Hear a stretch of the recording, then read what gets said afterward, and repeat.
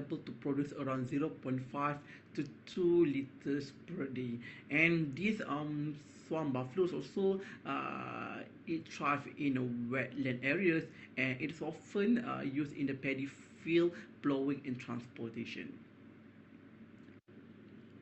So I would like to talk about the current status about the demand and supply of the beef in Malaysia. Okay, as you can see in the figure on the left side, the number of population in Malaysia currently have increased 2.3%, and the numbers of the population in Malaysia right now have reached 34 million peoples, and we know that there is a demand for the beef due to the increase of the population. And we know that Malaysia's demand for the meat, especially for beef, and currently is steadily increasing due to the rapid of economic, due to the population growth, and also due to the changing consumer preferences. And we know that currently Malaysia produces around 52,000 ton of beef in annually, but while the market demand is still surge high around 191,000 tons, and this creates a large supply gap, okay, which is leading to the higher beef imports to meet the local consumption need.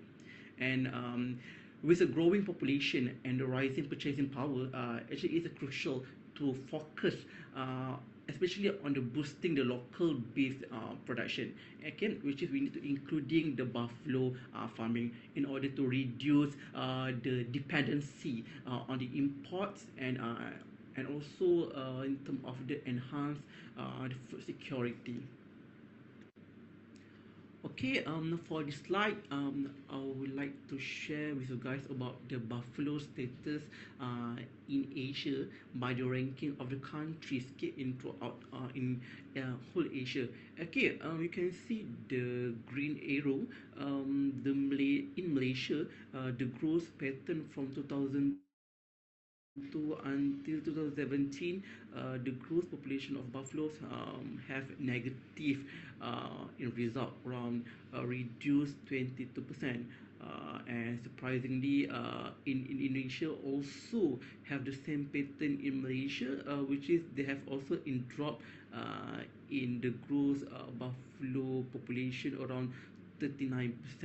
And as you can see on the right side, this is the reported by the Department of Veterinary Services in Malaysia from 2014 until 2023. We can see the trend is slightly decreases from 2014 until 2020, but the trend has shows positively increased from 2020 to 2023. Okay, um, actually, what I can see from this picture or from this data, okay, both countries actually have shared the common challenges that have contributed to the decline, including in terms of the land conversion, low reproduction rates, declining in terms of the interest in the buffalo farming, and also they have a limited access to the quality feed and veterinary services. Okay, and all the factors actually, okay, this downward trend raises the concern for the food security and livestock sustainability. Okay, and then therefore the strategic intervention are needed to revitalize the buffalo industry in both nation through the policy support, proper breeding programs, and also have a better or improve in terms of the nutritional strategies, especially in the buffaloes issues. Okay, from this part, okay, we know that already that buffaloes have long been a valuable resources in Malaysia by providing milk and meat for the local consumption. However, their numbers have been declining from 2002 until 2020, and these numbers we see that declining and their full potential remain untapped due to the traditional farming methods and also limited productivity. But in Malaysia, here's the good news. Okay, since 2021, targeted efforts such as a breeding program, a proper program for better nutrition for buffaloes, and farm support policies that have been introduced in the most farm in Malaysia. And what is the results? A 10% increase in Malaysia buffalo population have gained in 2023. And this progress actually shows that that with a sustainable farming, genetic improvement, and a strong farmer support, actually we can revitalize the buffaloes industry. And moving forwards, is all about the keeping this momentum to ensure a thriving buffalo sector for the future generation. Okay, as you can see here on the right side, this is the article that I've used for do some references to collect the data about the buffalo's production in Asia, and you can just Google it if you want to further readings about the buffalo husbandry for sustainable development of the small farmers in India and other developing countries. And I also attach with you guys the link the about the perangkaan ternakan means that the reports of the livestock numbers that have been collected in Malaysia since 2023 to 2024. For this section, we will try to look on the role, challenges, and impact of the buffalo production on the sustainable development goals. Okay, we know already that buffaloes actually they are more than just animals because they are the backbone of agriculture in many Asian countries, and they play a vital role in ensuring the food security, the rural development, and also the sustainable farming. Okay, we talk about the key role in agriculture. First, buffaloes, we know that they are major source of the milk and meat. Okay, like I've mentioned in previous slide. Okay, and then this buffalo also providing high quality nutrition to the millions of people. And countries like India, Pakistan, they are really heavily relying on the buffalo milk for their dairy industry, and making it as a crucial part for making daily diet, for example, for making cheese. Okay, and then for the second part, buffaloes also they support the rural livelihood. Okay, livelihood, and also many small scale farmers, they depend on them not only for the food but also for the income generation. Okay, and when for when we talk about the income generation, it referring to these most of the Indians peoples. Okay, they are selling buffalo products such as milk, cheese, and meat, and which is this also can help the farming families sustain their livelihood. Okay, and then lastly, buffaloes also contribute in sustainable agriculture, which they help in the land preparation, and then reducing the need for the heavy machinery, and the manure is a natural fertilizer and enriching the soil health and reducing the chemical usage. Okay, and when we talk about the challenges in terms of the nutrition, okay, by supporting the buffalo farming, we are not just strengthening the agriculture. Actually, we are ensuring the food security, improving the rural economies, and also promoting the environmentally friendly practice for future generation. However, one of the biggest challenges, like I said, is nutrition. Why? Because poor feeding practice are able to limit the buffalo growth and productivity. Okay, for example, can I give is many farmers they are rely on low quality crop residue. Okay, for example, low in term of the quality of the nutrition profile. For example, they feed the animals with the low crude protein value. Okay, which at the end of the day, which lack of the essential nutrient and will affect the buffalo performance and also productivity. Okay. On the third part, I would like to touch about a bit about the impact of this ruminant production on the sustainable development goals. Okay.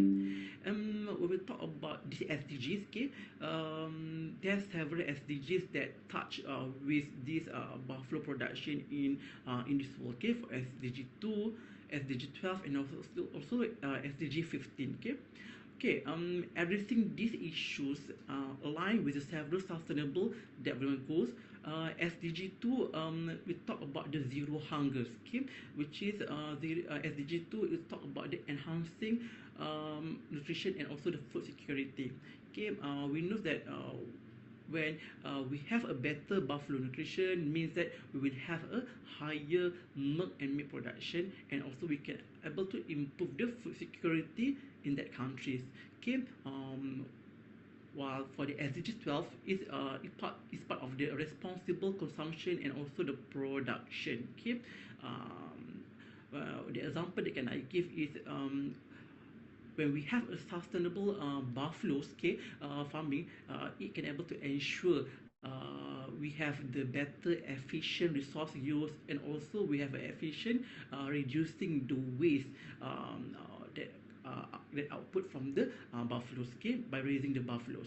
Okay, when we talk about the SDG 15, is referring to the life of land. Okay, how do we efficiently use the land, okay, and also efficiently use the sustainable agriculture. Okay, and the example can I give is proper land and pasture management able to promote the environmental sustainability and prevent the land degradation, okay, by improve the buffalo production. Okay, so by improving this buffalo nutrition and also farming methods, okay, can able to boost the productivity while protecting the environment and ensuring the sustainable future for the buffalo farming in Asia. Okay, now we move to another slide, which we try to discuss about why is buffalo production in Asia struggling. Okay, and then we know that buffaloes, they are strong and valuable, but their numbers are not growing as they should. Okay, why? Let's break it down. Okay, we know that there is very many issues and challenges that facing by this actually related to this buffalo's production. Okay, okay, one of the factors is due to the declining interest. Okay, and many young people, they are prefer do the city jobs over farming. For example, many nowadays teenagers, they like working at the office as compared to do the working at the farm. Okay, and aging farmers right now, they are started to retiring, and no one is taking their place. And for example, a village once full of the buffalo farmers now has only a few elderly caretaker left. Okay, and then there is no legacy to do the something job at the farm, especially in the buffalo farm. Next factor is due to the low productivity. Okay, weak genetic and poor nutrition mean buffalo grows slowly and produce less milk or meat. Okay, for example, a farmer breeds buffaloes with a low milk yield is because of they has a lack access to better the genetic pool. Okay, and then that's why we need to ensure that farmers has raised the proper genetic buffaloes, so that they can able to have a high in return and also high profit. For the third factors is due to the inadequate infrastructure. Okay, and we know that buffalo farmings, they need a better facilities to have a better performance.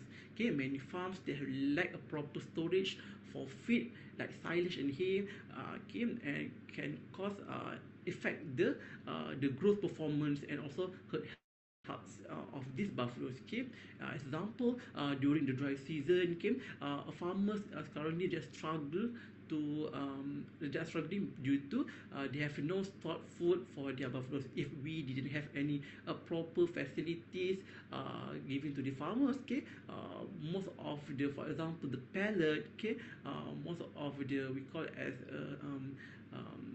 the corn or others feed that we kept at this store. Okay, this all this feed can potentially to get a mycotoxin or infected by the any microbes, okay, bad microbes. And then when we fed the animal with the affected or contaminated with the bacteria, they also affect the gastrointestinal tract of the animal and can cause this animal get the stomach upset, okay. For the fourth factors is due to the limited veterinary services, okay. Sick buffaloes often don't get timely treatment due to the shortage of the vets, okay. And then for example, a buffalo with a common infection takes a weeks to recover because no vet is nearby at the places. On the fifth factor is due to the economic constraint, okay. We know that feed and supplement nowadays are very expensive, okay, and then farmers currently struggle to get a loan to pay the feed and also the supplements, okay. And then small farmers want to expand their livestock, but due to the limited constraint to the economics, they cannot afford the quality feed or get the bank financing, and also affect lah their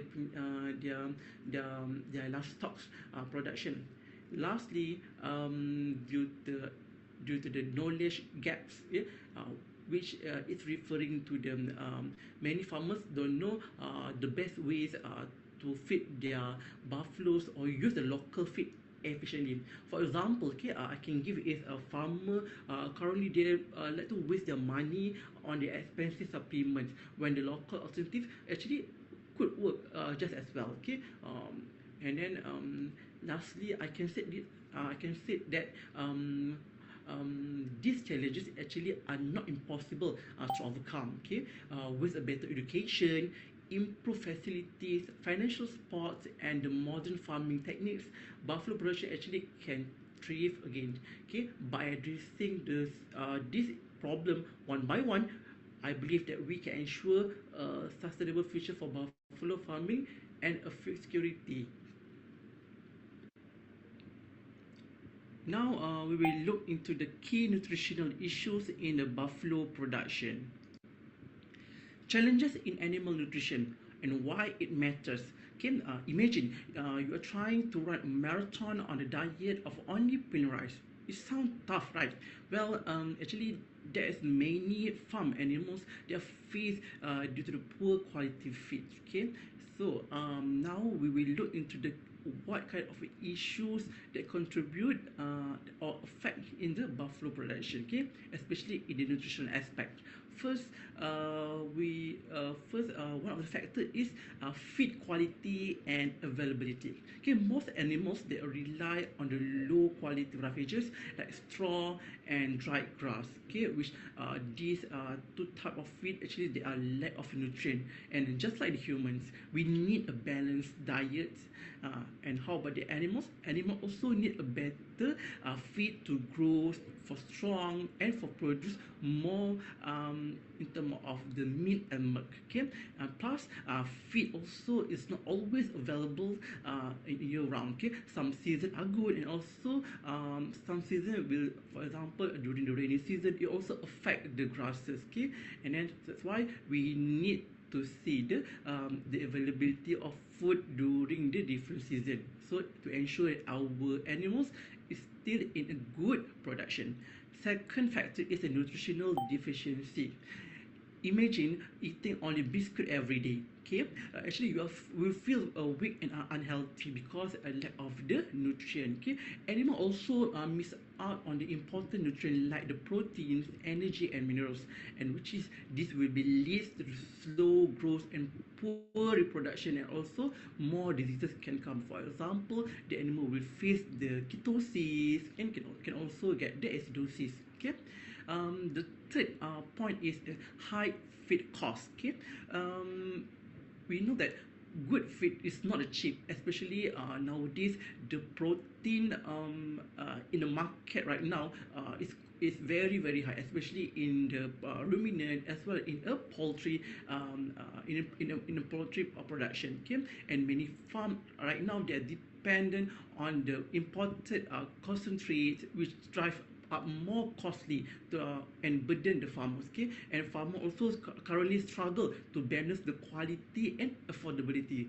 So if the farmers can cope and give the better nutrition to the animals, the animal also tendency to get the sick. Okay, and last point is the common factor is water accessibility, because what, water is a life. Okay, I can say not just for us but for animals as well. Okay, many farms don't have enough of the clean water, and this issue actually can making these animals weak and less productive.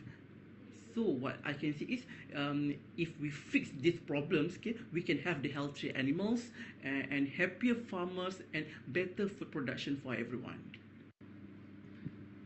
For the current nutritional practice in buffalo farming, and we'll talk about the buffalo feeding practice, what's happening on the ground. Okay, what's happening in the farms. Okay, ever wondered what's on the menu for our hardworking buffaloes?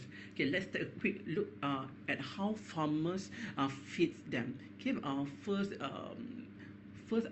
in the current nutrition practice, we can see about the common feeding practice. Okay, usually the small scale farmers and big commercial farm, they use different feeding methods, but they all rely on what's available on their farm. Okay, and many still follow the traditional feeding methods because, well, that's how it's always been done. Okay, and we actually have lack of knowledge in terms of the new technology, especially in the buffalo farm.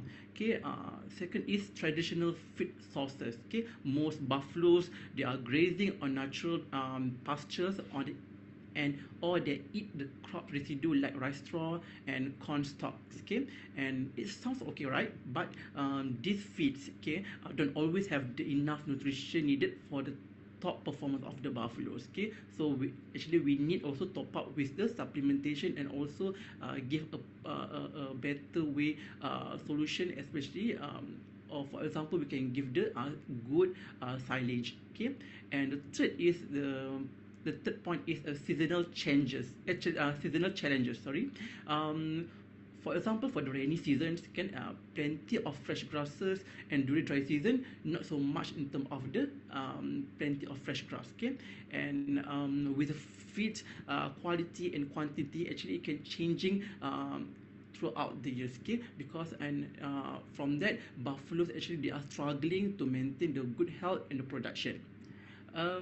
Lastly is due to the limited use of the supplements. Okay, extra nutrition actually like the protein rich feeds and for nutrition actually could help, but not all farmers use them. Okay, because what, because all these they are quite costly, and also the farmer also sometimes they have a lack of knowledge in terms of how to use the supplement and how to give the animals. Okay, or just sticking to the old habits or the traditional farm methods. So what I can say is buffaloes, they are tough animals, but better feeding can make them even stronger and more productive. So how do we bridge the gap? So let's talk about this, how to mitigate this problem. For this part, we will discuss about the strategies for the nutritional improvement in the buffalo production. Smarter feeding will get the stronger buffaloes. So what if buffaloes could get the right nutrition all the year round without breaking the bank? So let's dive into some game-changing strategies. Okay, first, one of the strategies is by promoting a balanced diet. Okay, just like we need a balanced meal. Okay, buffalo also need a proper formulated ration to grow strong and produce more milk. Okay, instead of the expensive imported feeds, okay, like concentrate the high cost. Okay, why not we just use the cost effective option like the agro industrial byproducts, things like a palm kernel cake, rice bran, and also brewery waste, which can be nutritious and affordable. Okay, next is the improving the forage quality. Okay, we know that the better grass, better buffaloes. Okay, we need to grow the high yield nutrient rich forages to give them the best. Okay, and also quality cut for the crops, okay, plants and also plants, okay, can be harvested several times a year, help also keep the food supply steady and nutritious, okay, and also can ensure that all our animals get the better and nutritious forages, okay. The third point is by silage and also hay making, um, which is feed that lasts, okay. What happen when fresh grass is not available during that time or during this rainy season, okay, we need to start these feeds to the rescue, okay. And also preparing of the silages, for example the fermented feed, okay, and also making the hay and dried grass, okay, so can be a life saving during the drought season, okay. And then it also can train by preparing this item, we also indirectly we training the farmers on these methods, mean this buffalo will never go hungry, and no matter during season this animal will get the nutritious feed, okay. Lastly, I would like to emphasize also by we need also to give the mineral supplementation to the animals, okay, because even though this is the missing piece, okay, but it is very crucial nutrient which also can help in improve the production of the buffaloes, okay.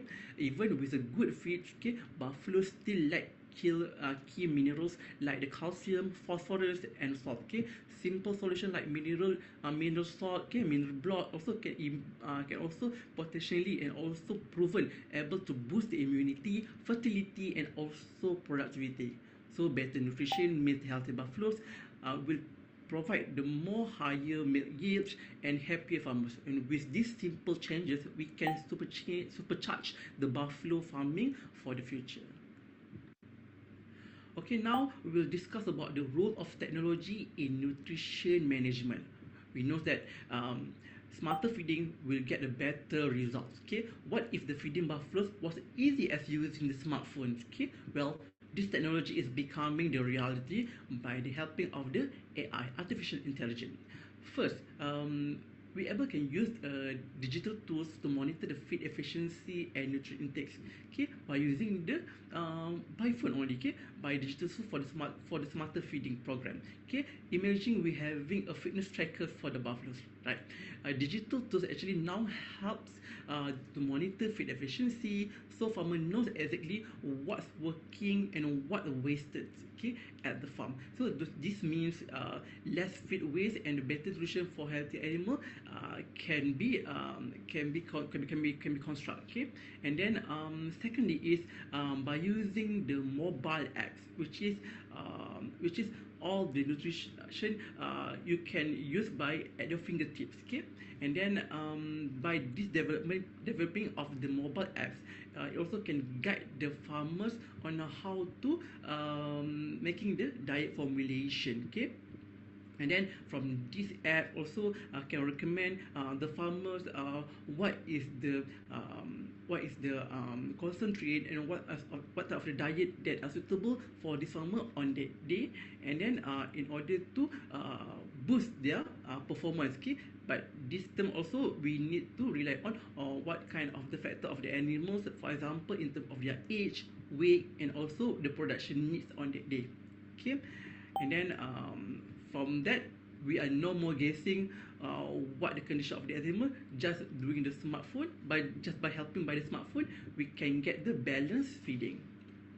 On the third point is precision feeding, and no more one size fits all, okay. Just like the humans, they have a different dietary needs every day, and buffaloes also do too, okay. The precision feeding give each buffaloes exactly what it needs, okay. Not too much, not too little, just optimum, and less cost will be produced by the farmers, okay. And this help also save money, reduce waste, and maximize the productivity of the farm, okay.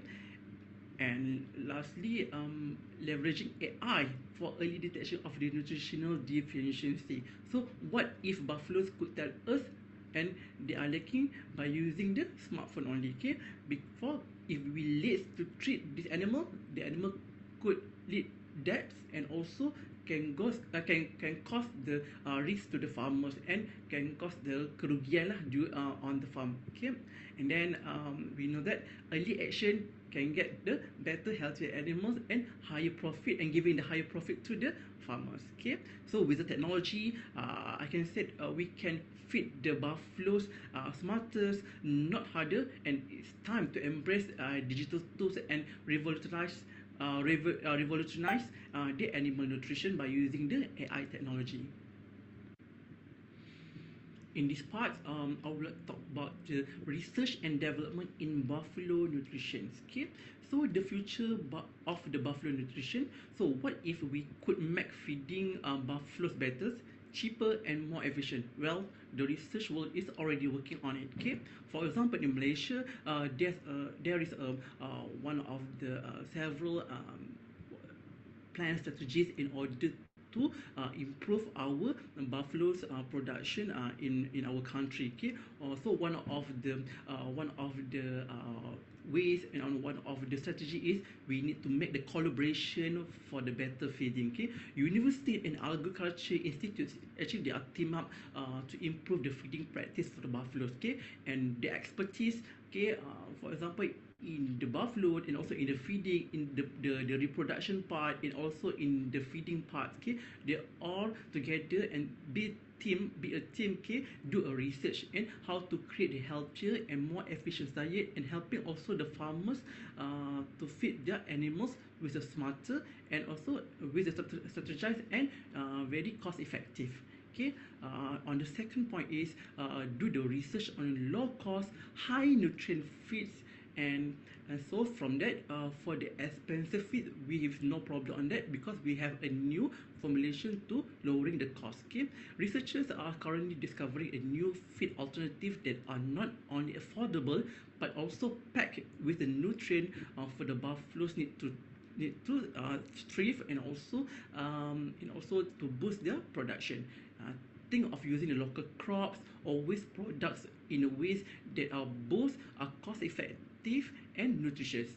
On the third part is we also do the testing innovative feeding methods. Okay, the pilot projects are the test run where the new feeding technique and technologies are put to be tested. Okay, and this project also help the farmers try out the new ideas before they go to mainstream, or ensuring the better nutrition with a fewer risk to the animals. Okay, and then lastly, we also in the agency we do the workshop and training program because the learning will be made easy. Okay, regular workshop and training program are helping the farmers to get up to speed with the latest in the buffalo product, in buffalo nutrition and also production. And this has on session actually teach practical skills. So we give the usually we give the module to the farmers to do especially on the technique, the proper way to raise their animals in the farm. Okay, so from that, so farmers can able to apply the research back methods to their farm right away. Okay, and then through this collaboration, research, and hands-on training, we are turning the buffalo farming into a smarter, more sustainable business, and together we can create a healthier and more productive future for the buffaloes and the farmers alike. Next, I would like to talk about the policies and economic support which is can helping the farmers feed the buffalo smarter. Okay, so what if governments and policies could make the feeding buffaloes easier and more affordable? So let's see how the right support that can make all the difference. Okay, for the first point is we need to give the government need to give the subsidies for the feed production to support for better fodder. Okay, imagine if the farmers got the government support to grow high quality fodder, especially for the main food for the buffaloes. Okay, so actually subsidies can make it cheaper for the farmers to grow the better crops and ensuring the buffaloes always have a nutritious feed to thrive on. Okay, second point is give the incentive for the supplement use for ensure for boosting the nutrition. Okay, supplements like minerals and vitamins are great for buffaloes, but that can be expensive, right? But by helping by the government, okay, by offering the financial incentive, making the supplement more affordable and encouraging farmers to use them regularly. Okay, this means that healthy buffaloes will at the end of the day will give the higher productivity and also profitability to the farmers. Okay, third point is we need to also get the support for the cooperative feed mills, okay, especially farmers helping farmers. Okay, by setting up the cooperative feed mills, okay, farmers actually can produce by their own quality feed together, and also can reducing the cost and improving the feed quality. Okay, working as a team, okay, means everyone can get the access to affordable high quality nutrition for their buffaloes. Okay, with the right policies and economic support, okay, we can make feeding buffaloes more efficient, affordable and sustainable, and benefiting the farmers and the whole industry. For this part, I would like to give just briefly the information about what the research that I've done during my PhD back then at the University Putra Malaysia, which I personally did the research on the animal nutrition. Okay, which is I formulate the diet and see the effect of the diet toward the growth performance of the buffaloes in Malaysia. And this project was funded by the Ministry of the Science and Technology, and have been conducted at the University Putra Malaysia.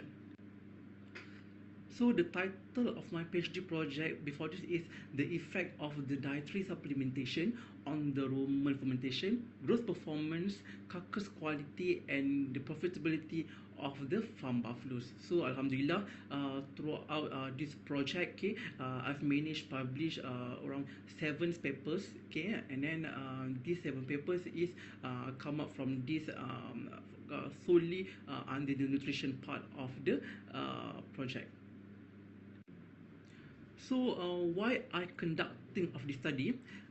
There might be a problem before I conduct the study. Okay, one of the problem for this farm actually before this, okay, in 2017 and 2018, this farm actually they have still undergoing the improper feeding management, which is the animal could reach 400 kilogram, okay, within 4 to 5 years after the weaning period. Okay, but in other study in India, Brazil, and also in Philippines, okay, with a proper feeding management, okay, by giving the concentrate and also a few proper supplement, okay, the animal could reach the 400 kilograms, okay, within 2 years only.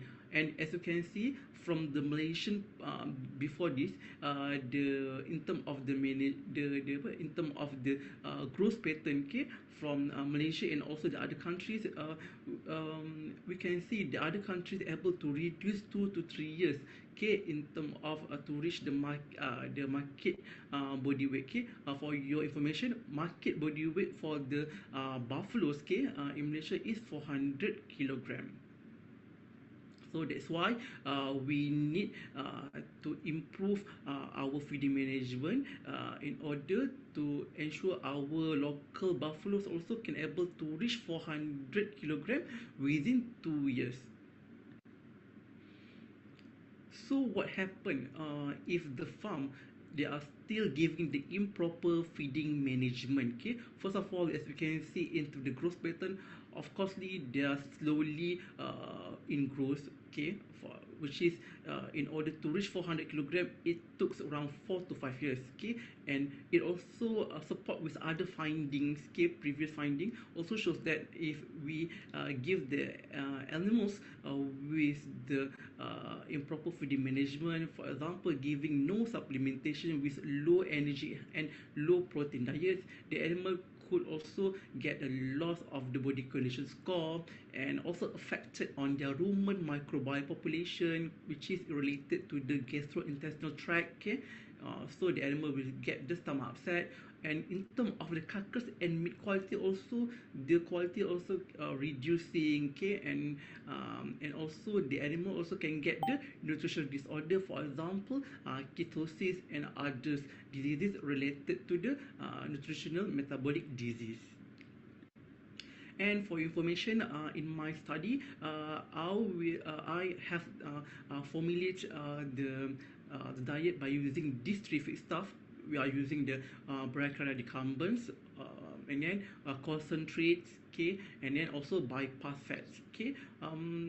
The bypass fats actually is the supplement if we're giving the animals, okay. This bypass fat will not digested in the rumen, in the room area, but it can able to digest it only at the through stomach, okay, at the fourth stomach. And if you looking on the anatomy of the ruminants, it located at the fourth place of the stomach, okay. And then this bypass fats can be digested only when the pH of the solution is below than 3.5, okay. And we know that it will not digested at the rumen, because rumen fluids, the pH is around 6.5 to 6.85, okay. And then the diet already formulated, okay, which is they have three group in this diet, which is the one group will fat with only brachiaria decumbens, only the grasses without supplementation. Diet B, we mix the 70% of grass and 30% of the concentrate, okay. And diet C, we put 70% of grass, 26% of the concentrate, and 4% of bypass fat, okay.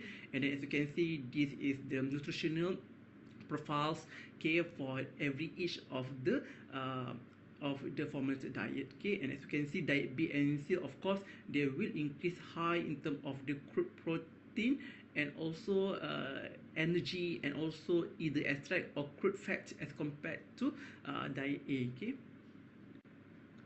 And for your information, this diet and this feeding trial have been conducted for 2 years, okay. And then at the end of the 2 years, okay, we tabulate the data, okay. As you can see, we use in this study two type of the breeds animals, okay, which one is a Murrah crossbred buffaloes and also the Swan buffaloes. We fed with the same diet, okay. And also we tested also the different type of the breed, and we would like to see the performance once we give the animals with the same diet, which one the breed will be more performs in terms of the growth and also in terms of the quality of the herd health, okay. And as you can see in this picture, okay, is the average body weight of the Murrah cross and also Swan buffaloes once fed with the similar diet, the A, B, and C, okay. As you can see in this figure, both breeds when we are giving diet C and B have significantly higher in terms of body weight as compared diet A, okay. And then we know that body weight actually is a key indicator of the nutritional and health status in animals. So better body weight, better performance, okay. So as you can see in this part, supplemented diet in diet C and B contribute to better weight gain and improve overall the health in the both breed. And throughout this study also, I did the serum biochemical profiles, and we managed to collect the blood every 2 to 3 months, okay, until at the end of the feeding trials, okay. Alhamdulillah, all the blood parameters were within the normal range when compared to the standard healthy animals, okay. And according to previous study also is also in line with our finding, which a proper ratio of concentrate bypass fat supplement actually introduced in the basal diet of buffaloes will not give any adverse effect on the blood biochemical profiles. from this finding also, I will summarize. Okay, I will not give the details about the finding that I found in here, but in general, okay, for these parts, our diets, okay, diet B and C, which is by supplementing the concentrate, also bypass fats, okay, and also different type of breed also significantly influence the livestock performance, carcass rate, and also meat quality. Okay. Okay, in this section, I just want to share with guys the cost profit analysis from this study. Okay, after we introduce the new supplement in this farm, okay, of course, the diet increased 5 to 7 fold, means that the price if I convert to the Indonesian rupiah, okay, the normal price before this, before we introducing the supplement, the price only 1,000 to 680, 1,680 rupiah. But once we introduce the supplements, it has been increased to around averagely 9,355 Indonesian rupiah. Okay, but we know that high risk, high return, and high we call as a cost at first starting to giving the to buy the supplement, but at the end of the day we will get the higher return. But we know that once we invest a bit, okay, the money on the supplement, okay, in the return we're able to reach our buffaloes, okay, to 400 kilogram within 2 years to 2 years and a half, okay, and which is in line with the other studies that has been conducted in Philippines and also Brazil.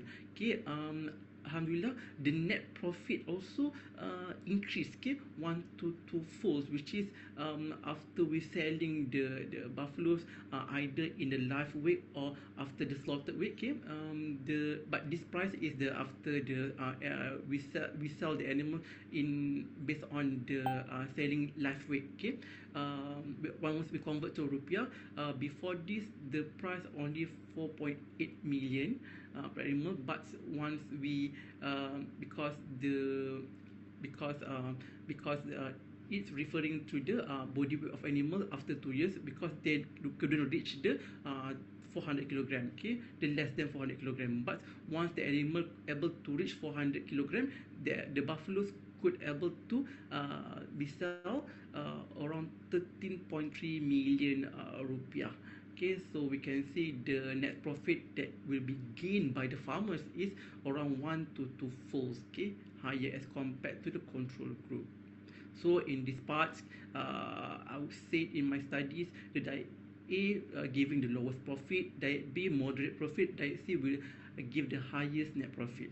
So in this part, also effect on total feed cost and body weight, supplementation able to increase the total feed cost significantly.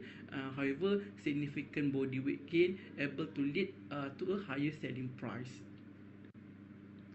So the conclusion of my study, I conclude that the use of supplemented diet practice toward the buffalo calf according to the urine of the both breeds, okay, Murrah cross and also Swan buffaloes, giving a better extent of the efficiency in terms of growth performance and giving a better income generation for the buffalo farmers. Now we will turn to the last slide. Okay, what's the take-home message that I would like to give to you guys? Okay, lastly, I would like to say that nutrition actually is a key driver of the productivity and sustainability, and we know that focus strategies able to backed by research and policy support, able to can address the nutritional challenges effectively. And lastly, together we can ensure a thriving buffalo farming sectors in Asia. Last but not least, I would like to say that ternak mendukung ketahanan pangan, memajukan SDG 2, which is zero hunger untuk dunia tanpa kelaparan. Okay, thank you all for your attention. It's been a pleasure to sharing these ideas with you, and I would like to extend my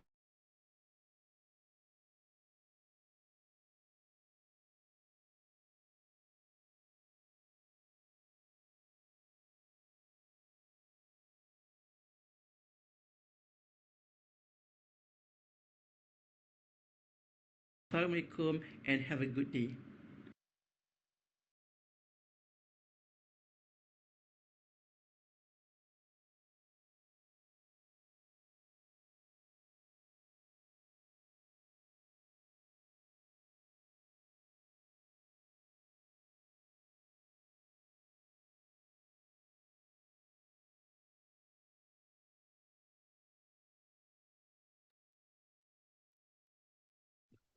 Yeah, thank you very much. That was a very insightful presentation delivered by Dr. Amirul.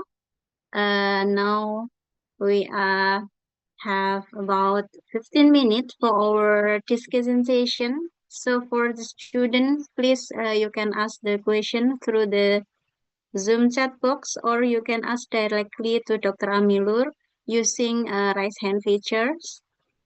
Okay, I think we got some question here from the chat box. The first is from Santika Wulandari. I will read the question, Doctor. Thank you for the time, Doctor. What is the direct relationship between low feed quality, such as the dominance of poor quality rabbits, and the occurrence of buffalo pox?